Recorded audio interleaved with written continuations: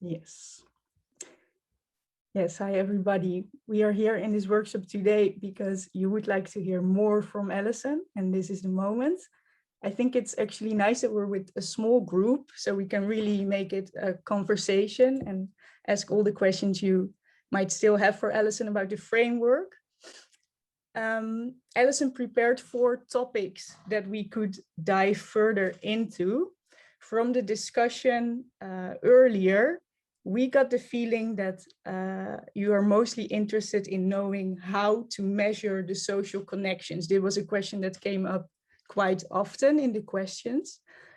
But I will mention right now in the chat the 4 suggestions that Alison had. We would like to propose to spend 20 minutes on one of these topics to really be able to dive deeper into one of those, and then use the rest of our time just for interaction and all other questions. Does that sound like a okay plan? Yeah? Okay. I will share with you the possible topics for the first in-depth discussion.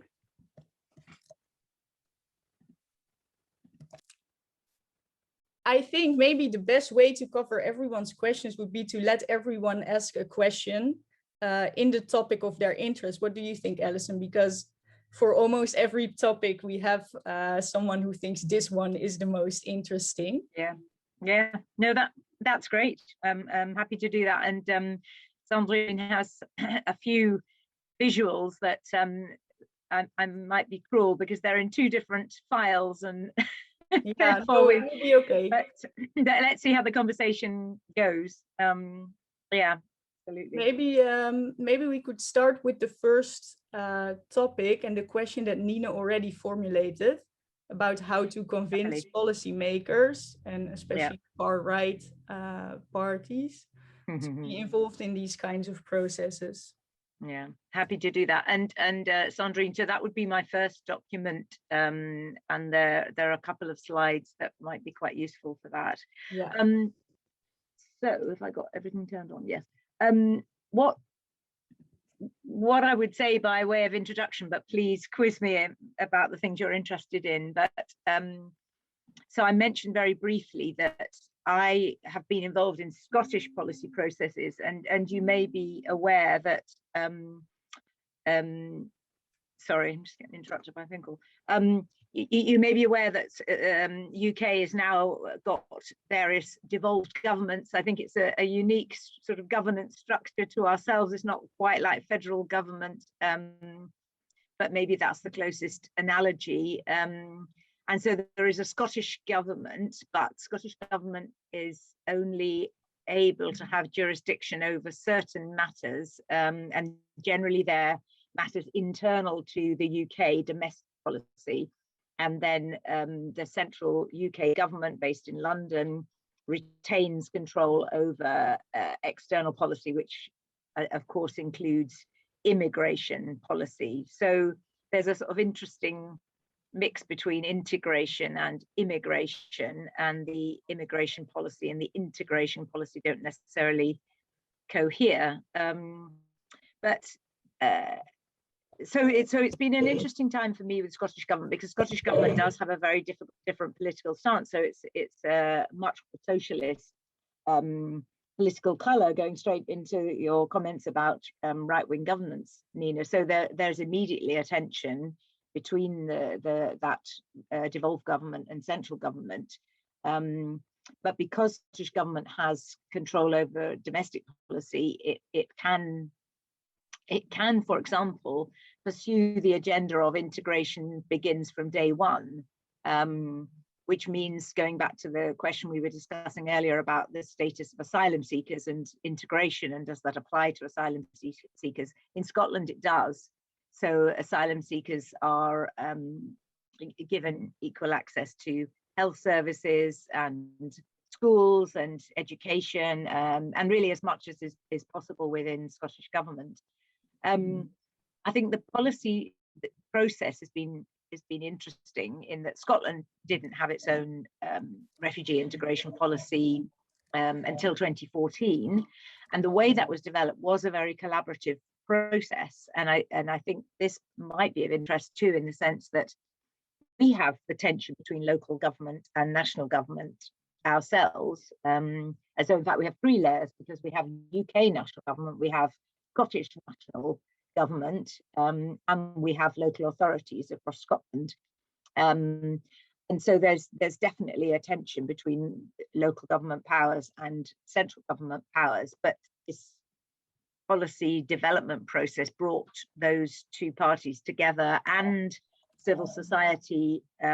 So the lead NGO for us is the Scottish Refugee Council, that both advocates and provides services quite widely to refugees in Scotland. So it was very, very helpful to bring those parties together in designing the policy. And then the policy, if we, maybe if we go on to the next slide, Sandrine, the policy is structured on the domains of the indicator of integration, roughly, it's been an inspiration to it, let's put it that way, which hopefully was what Marta was just suggesting they might do more.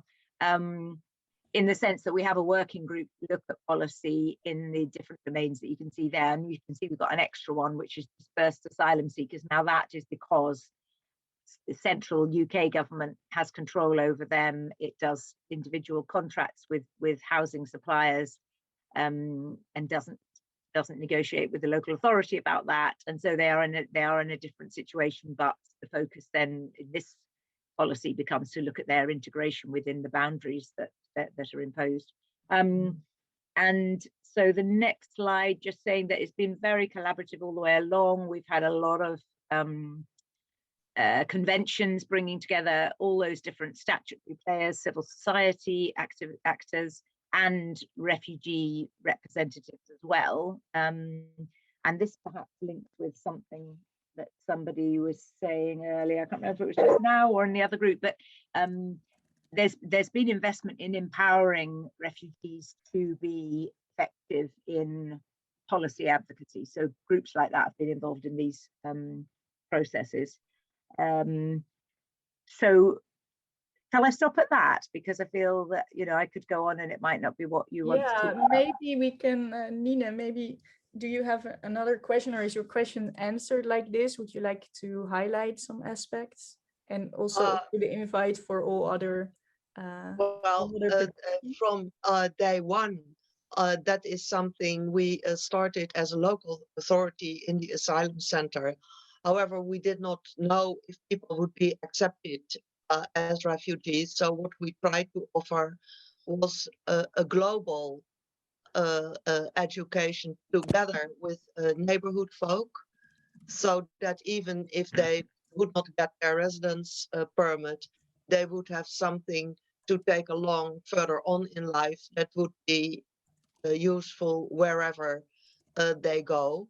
But a national government was not too happy about us as a local authority doing things that somehow got people out of control, because they experienced that the asylum seekers were getting out of the rigid control.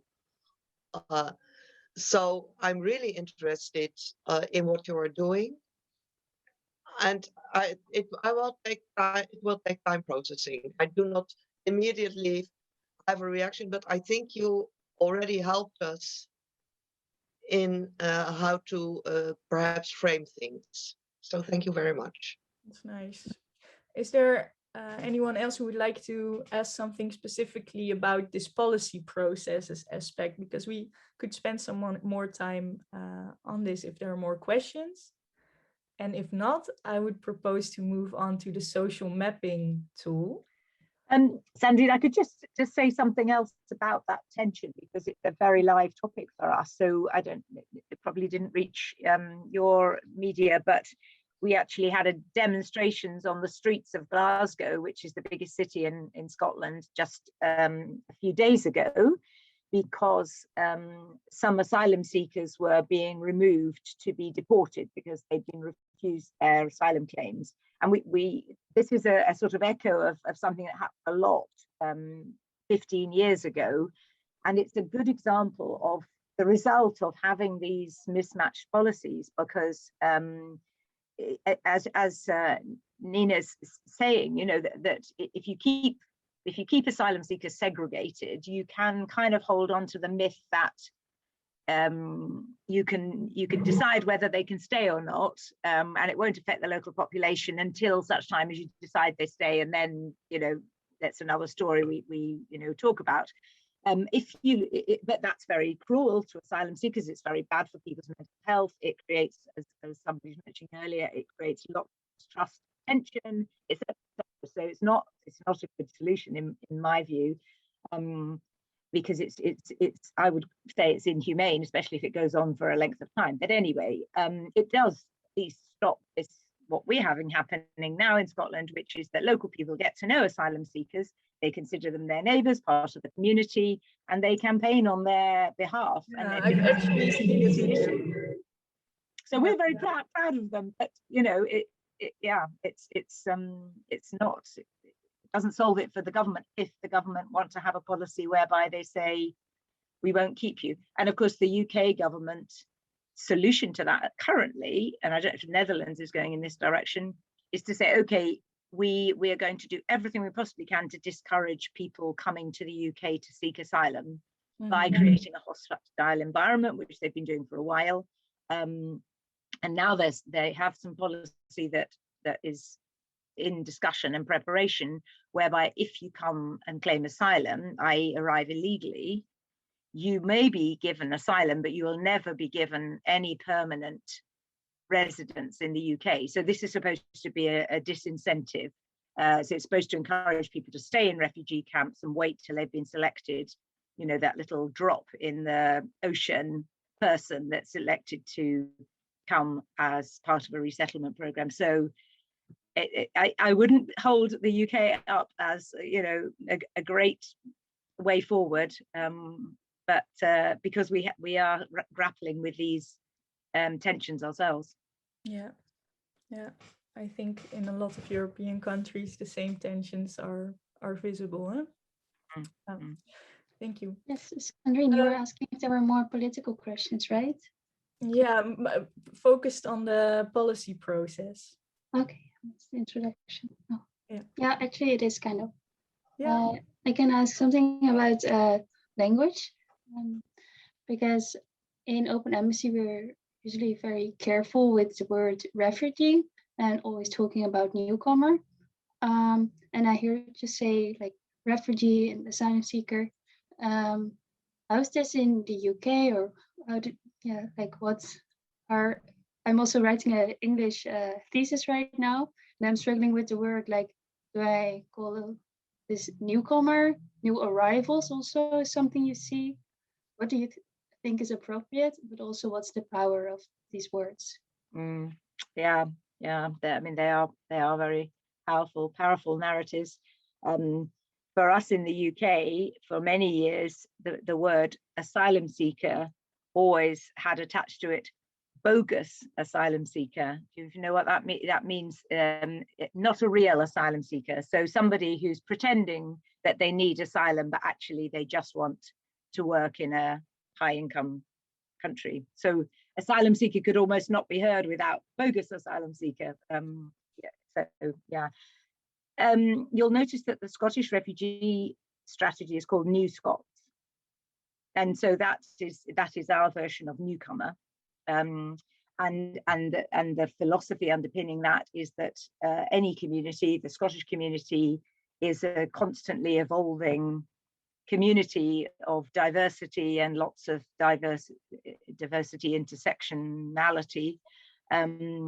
So we're only homing in on the new bit, and the rest of it, they're part of Scotland. They're Scots. They just happen to be newer ones. I mean, of course, from a policy point of view, we have to have some kind of link into policy definitions, because there are different legal positions for people. So, you know, New Scots also applies to migrant workers or international students and so on.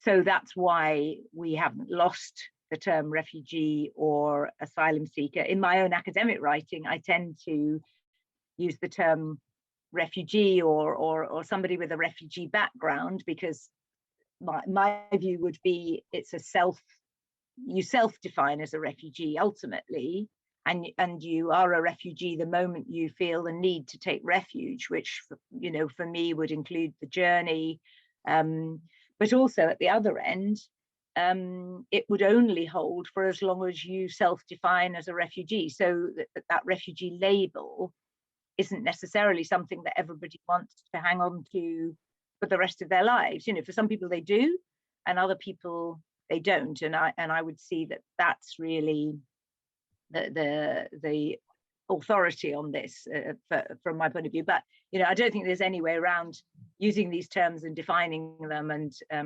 explaining how you're using them in writing, academic writing. In policy, we have to use them.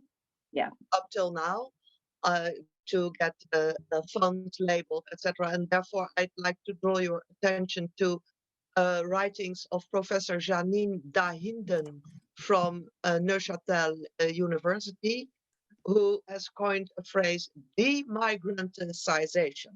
It's a long word, but it means that as long as you talk about people in terms of migrants or no, and if you put funds for migrants, etc., you actually upkeep segregation, and you will never get rid of this concept. So I really like you, Anouk, for reminding us that we should be careful with these terms because they reduce the person to one of his traits, and that cannot be the way we want it. But I'm also looking very hard in what else. Thank you. I think this is a good time to move on to the next topic. Also, keeping an eye on the time. Alison, maybe we can move on to the social connections tool. And Piet, that was the topic of your preference. Do you have a specific question you would like to pose before, so Alison can maybe already answer it in her introduction of this topic? Well, I'd love to elaborate on, or to hear you elaborate, Alison, about measuring quality and the existence of relationships. So yeah, I'm looking forward to that. All right, I think that's the second document you sent to me, Alison, correct? Yes, probably that's the best one to use, Sandrine, thank you. Yeah, so by way of introduction, I guess, as I think Renee introduced me right at the beginning, I have worked quite a lot in humanitarian context around mental health and well-being. So I suppose, you know, that might help you understand where I'm coming from when I'm thinking about social connection, because it's a theme that all of us working in social projects, whatever the context, are addressing. And what I'd seen in my humanitarian work was how much projects were actually fundamentally about building community and helping communities to be resilient by being in relationship with each other in positive ways.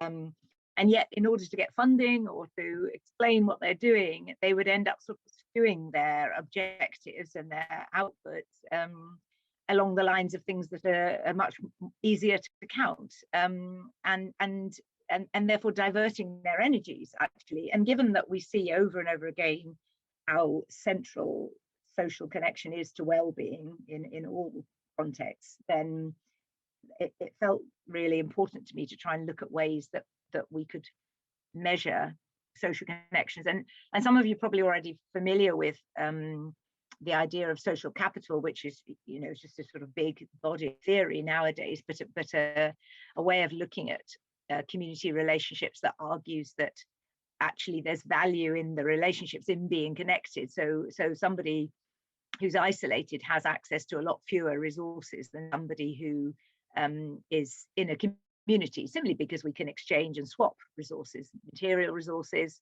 You know, I'll borrow your tool for something, but also emotional resources, mutual support, and if we take it into the political influence sphere, collective action, you know, is an example of social capital. So without going into that, there's that whole idea that that being in connection, in relationship with others brings you resource.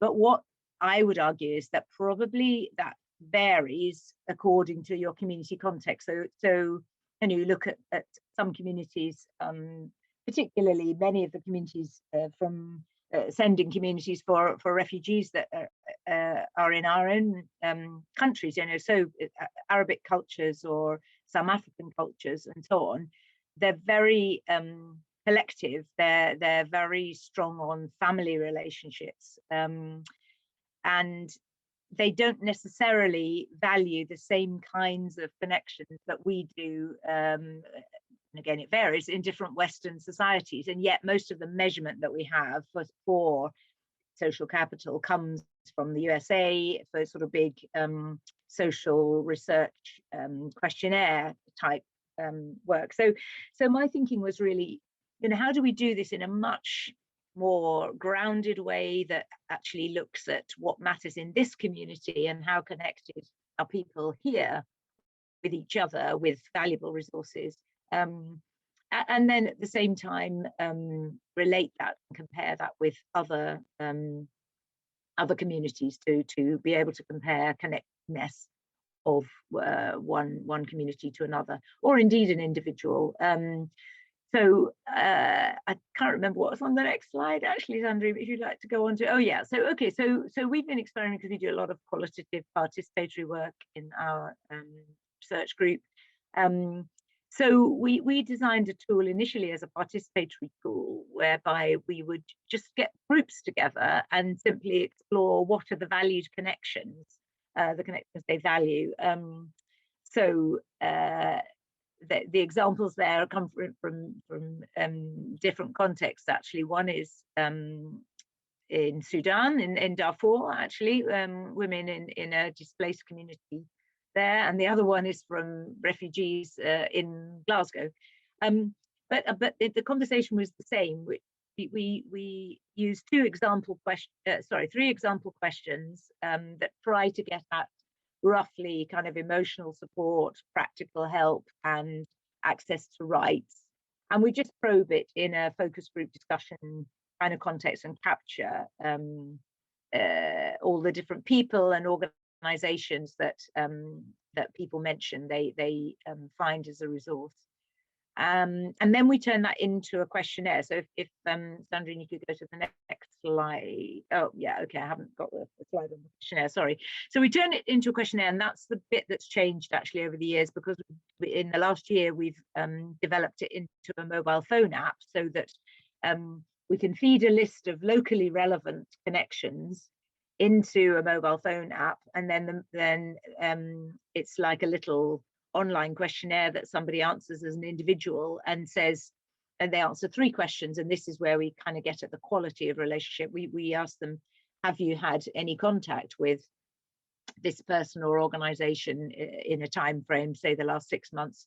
So we'd ask them that about a relative, you know, mother, son, brother, but also about community relationships. So you've got sort of friends from other countries there, or Iranian friends. This was an Iranian group. Yeah, other people will have seen this kind of social connection mapping idea. And then organizations, and or just if you stick on that slide for the moment, Sandrine, yeah, because this is so I was just going to say we use the individual questionnaire to then gather data about a whole group of people, and it's confidential. And we ask them about how much they've been connected. We ask them how much they trust each person and organization, and we ask about reciprocity. Have you had an opportunity to give help? So those are core constructs within social capital thinking. And then we are able to bring that data together from people within the same context and look at not just how individuals are faring, but actually, for example, how much connection there is with different people or organizations, and how much trust there is, and so on. So if you look at this map here, in the darker blue is where more than half of the participants have actually connected with somebody or this organization or person within the last 6 months. So actually, you could ignore all those white discs, and you know, over half of the people in the group haven't connected with anybody except these blue discs, you know. So that means under half have any connection with family in local family in the last 6 months. They don't have Scottish friends. They don't have any connection with social services or mental health professional or a lawyer, you know, so you can sort of look at it both ways. And then we map trust on there, which is quite interesting, and usually family, not surprisingly, comes up high with trust. We've got high trust with friends from the same ethnic group, they're Iranian friends. We've got trust in some of the services, but it's shown us which of the services and organizations there is little trust in. And then the given help, I think is really interesting, because in this group of people, they only have opportunity for reciprocal relationships with one category of people, i.e. their Iranian friends. And I suppose for me, that really spoke of an experience of dependency. You know, if all your relationships are dominated by dependency, that you're receiving help all the time, you've got hardly any opportunity to give help. So you can see it's a kind of rough picture process. It's designed not to be burdensome to participants, and it's designed to be meaningful to participants. So we would feed back a map like this with civil society groups and talk about the community they are involved with and what their needs are and what the connections are. And the next slide, Sandrine, that you were just going on to, I took the same question to a stakeholder workshop full of service providers and politicians and so on and so forth. And I said to them, you know, if you were a refugee in this area, who could you turn to for help? And I just think the contrast between their perspective on what's available and the actual refugees' perspective on what's available is quite stark, you know, and that's one of the challenges, isn't it? We can often think there's lots out there, but actually if the people who need it don't know about it, then it's not going to do them much good. But so again, I'm sure I've described that really inadequately, but please ask me to explain better. Yeah, thank you, Alison. I think a lot of what you just said also connects to the work that we do, actually, with yeah, especially your last remark. Maybe the facilities are there, but if the people don't know about it or don't know how to get access to those facilities, it's still not real connectedness. Because also two people had a preference of discussing the last topic related to COVID, I would propose we take one more question maybe about this topic, and then we also move on to make sure that we also cover the last topic.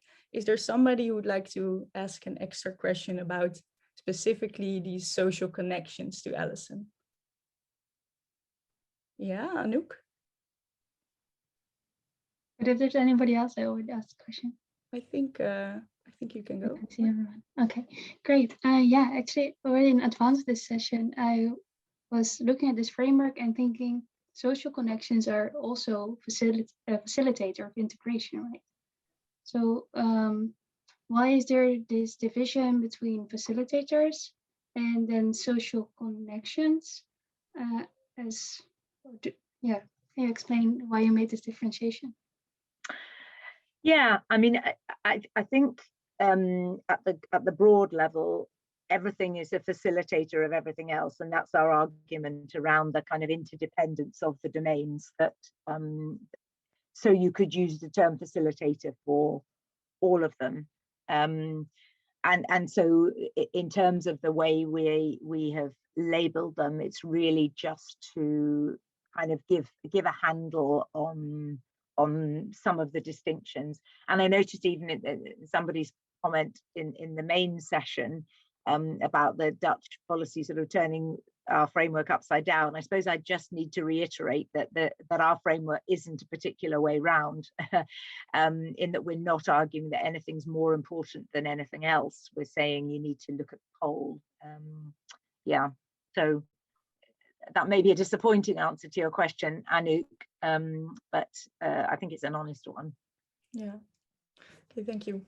All right, Ghadir, you were one of the people that had a preference for the topic of COVID and the impact on people's lives. Do you have a specific question you would like to add to this, or would you like to would like Alison to just elaborate on this a little bit and show the findings of her study. Actually, I was renewed now the effects of COVID there. And Yeah, just curious about the impact that Yeah. COVID has had in Scotland. The study is set in Scotland? Ja. En Natasja, ben jij nog bij ons? Ja. Ja. Heb jij een specifieke vraag die je zou willen toevoegen aan dit onderwerp van COVID en de impact? Of wil jij gewoon een algemene samenvatting van de bevindingen? Ik ben wel benieuwd of in andere landen wel anders wordt gedacht. Ja. Maar ik denk, het is zo'n globale probleem. Ja. Maar ik ben gewoon benieuwd hoe, bijvoorbeeld in Schotland of, ik weet niet. Okay, so Natasha's question is similar, just to know what was the response in Scotland and what has the impact been in Scotland. So I will share your slides about this, Alison. One moment. I think it is this one. Thank you, Sandrine, thank you. Yeah, sorry, these are hastily thrown together, so I might just sort of dip around on them from a different presentation. But just to give you the background, so we just did a very rapid study where we did interview 51 refugees, asylum seekers, and those refugees were some who had been asylum seekers and granted status, and some were people who were in resettlement programs. And in our context, the situation is very different from them, and we're doing some more analysis around that just now. But I think the headline messages really were that asylum seekers particularly really suffered because they were actually brought from accommodation in the community and moved out of that and placed in hotels that were empty because there was no tourism. And that led to some awful tragedies and some mental health issues and a stabbing and goodness knows what. And they were, and this may relate to the sort of asylum centre model that you have, in the sense that then when they're living in the community, they're normally given an allowance of £5 a day for things like food, and they often use it on their mobile phone connection rather than food. And obviously that provides a lifeline to connect with family and your lawyer and so on. But once they were in this short-term accommodation, it was decided they didn't need any money for food because they were being given food, so they had absolutely no money at all, and therefore were suddenly cut off from all their external relationships. And many of them were afraid as well, because they were in hotels with lots of other people who they didn't know, having to go to shared spaces for meals. And so people just stayed in their rooms, and you can imagine how the anxiety of that piled on top of the anxiety of uncertain future and so on. So that's one specific example. If you go on to the next slide, I think another headline really was around, and maybe the last one, sorry, Sandrine, I can't remember where everything is. Yes, relationship. So a big factor, which is probably true of the broader population, was quality of your relationship with people you were living with. Because we were in a lockdown situation, you were supposed to stay at home as much as possible. So people who had supportive families did fine, but many people were either with strangers or in family situations that were not supportive or were overwhelming, particularly with health problems and so on. So that made a huge difference between those who coped well and who didn't. And in fact, some of the work we've been doing on family reunion, the family said, well, it was actually a really good time, because I suppose they felt a bit protected from wider society, and they could consolidate their family relationships and just be together and not to worry too much about the outside world. But in terms of integration progress, people really struggled with online training, all the face-to-face groups that they joined stopped, and I guess it'd probably be the same with yourselves and various projects, you know. So what we were talking about earlier of the value of bringing people together, not just to learn but to build relationships, suddenly that was all gone and it was just learning online. People didn't have equipment, they didn't necessarily have the competence, so that was very isolating. And I think the other take-home message really is around the sense of rupture and lack of progress. So our argument is sort of about, for somebody who is early in the refugee settlement journey, I guess, you've lost so much. Your hope and your mental health is based on the opportunity to build afresh, and for many, you know, that's what keeps people going.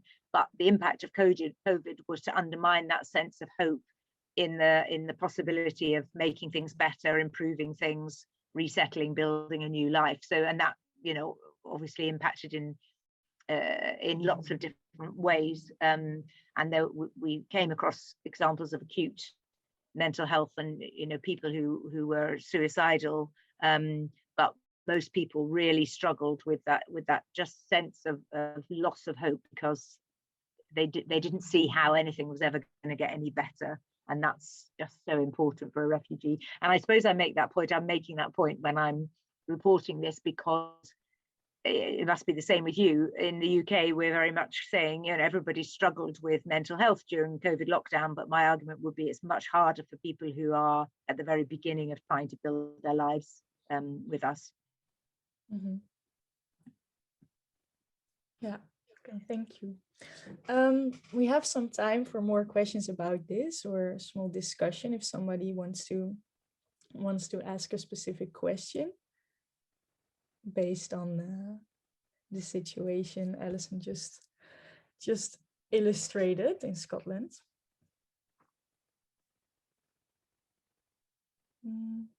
Yeah, Nina? Actually, I sometimes had the impression that the people we cannot now give a typecasting were better equipped to deal with difficult circumstances than our local and probably spoiled to the bottom natives, and that we had remarkably little infections, for instance, in the asylum center, in the community. So somehow people were able to cope. And I sometimes wonder if this resilience, coping in the face of adversity, is something that we could learn from people who essentially are survivors. What would this be something to coin? Would this be something to promote, or just keep as a private thought? What do you think about that? Beautiful question. Yeah. Do you want me to come back, or shall I wait to? No, yeah, Alison. Yeah, I mean, yeah. Thanks. You know, because it comes to my. I think we saw both situations. Some people, yeah, were really demonstrating remarkable resilience, drawing on their experiences as survivors of multiple hardships. Others, it was too much and it was overwhelming. So I wouldn't want to, paint the picture too much, but I totally agree with you. We've got a lot to learn. And what comes to mind is a Syrian refugee who said to us that actually, you know, he was used to lockdown. If you're living in a conflict zone, you are locked down all the time, except that the danger that you face outside is bullets and bombs and so on. So for him, it felt like a much milder version of the lockdown that he was used to. So yeah, I mean, I think that's what we need to be trying to explore more, is what makes the difference between somebody who becomes more resilient and somebody who feels undermined by yet more struggle. That's a wonderful answer. Thank you. Nadir, do you have an extra question about this, or is your question from the beginning answered? Maybe she just walked away for a moment. I heard the baby crying. Oh, yeah, that's probably why. All right. We have 4 more minutes before we will be transferred to the main room. So maybe Alison, would you like to share some final words with us before we go back to the main room? First of all, I would like to thank you. I think it's really nice that we had this time together to dive into some of the topics a bit further. And it was nice, I think, that we were with a small group, so we could really cover almost all the topics actually you suggested. So thanks everyone for your input. Oh, are finished? Almost. We have time for one final question, Radir, if you want, and one final answer from Alison, and then in 4 minutes we will be transferred back to the main. Yes. One question. Maybe you have also about, but it's about why do you think that's the impact of COVID is more for newcomer than for the other people, the psychological effects of COVID? What make it more, how to say it, more bad, or more bad effects for them? Mm-hmm. Yeah, Alison, in 3 minutes. Thank you for that question, Khadir. I don't think I would say that wouldn't be my main claim, that it's worse for newcomers. I think it's different in certain ways, and there are other people for whom it's worse for other reasons. So I suppose I wouldn't particularly say that, but I think the bit that I was just saying is the fact that you are, as a newcomer, you have lost so much, and your psychological well-being is very dependent on hope to rebuild, and one of the things you've lost is social support and so on, which we know is so important. So you're more likely to be isolated emotionally, and perhaps only have service providers in your life rather than people who you've known for a long time. So your emotional support is reduced, or can be, and your hope is being eroded if everything stops because of COVID, and therefore that is a particular scenario for a newcomer. So that's what I would say, really, and I'm kind of quite careful about that, because I don't think we should get into the business of, trying to present refugees as having the biggest problems, and that being the first priority. I think it's about seeing, a person-centered approach, really, to see what the issues are in a particular context for a particular person. Yeah. Okay, thank you. Thank you. All right. Alison, do you have a concluding remark in this final minute? Well, I need to say thank you all very much for your interest, and of course my frustration is not to have learned more and more about all the interesting work that you're doing, but please, get in touch if you have something you want to follow up, because I'd always welcome to hear more and explore your issues. Yeah, thank you so much. Okay, thanks everyone for your participation in this workshop. We can now click on the leave breakout room, and then we will see each other again in the main session. Yeah? All right. Thank you. Thanks a lot. Thank you so much.